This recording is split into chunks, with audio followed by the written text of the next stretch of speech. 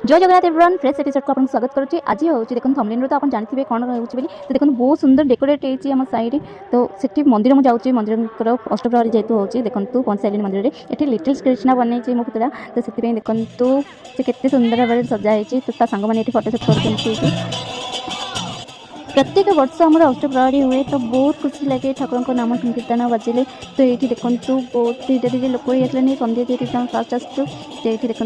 नाचा से डरुचे छोट छुआ जेहतु जानी अच्छी ना बारुचे तो ये बहुत सुंदर लगुच नाम कीर्तन होची ठाकुर तो बहुत सुंदर भाव में आम अनेक था अष्टप्रहरी केवे हम कारण बहुत स्मृति जोड़ी होती आमर ये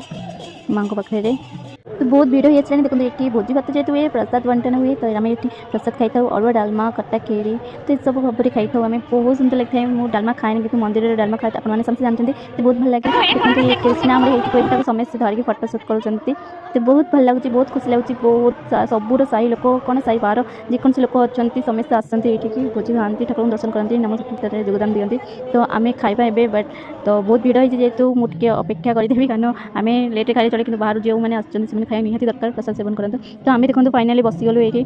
तो बसवे देखो पत्र बड़ा पंख आस देखो ये हूँ अन्न तो बहुत सुंदर लगुच बस मुझे देखिले देखते मुझे जगह कली डालमा ये डालमा दौरान नहीं देखुचे तो ट्रेनिंग चलती हाथ ढाल दिखते कि आम ये दौरान मुझे देखा आपको ये डालमा ही देवे मत तो मुझे कहूनी बार मन को देवे तो देखो डालमा आसीगला देखिए देखो बहुत क्लीन भाव में दौरान देख सर्कल भितर बहुत भल लगे तो ट्रेनिंग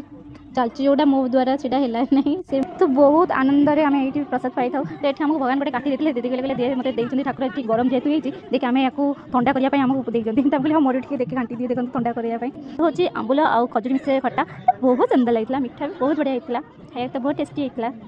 नेक्स्ट खीरी दिखाई तो खीरी बुक कर तो खाई सारा देखो एवं जाए भी रंधा चलती जेहतु इतने राति है फिर भी लोक आसुँचे अन्न सरी जाए पूर्व ही लोक मैंने पूरा सजा के रांधुंट जेहतु कमी हेनी तो देखो चाउल भी पका सब रंधा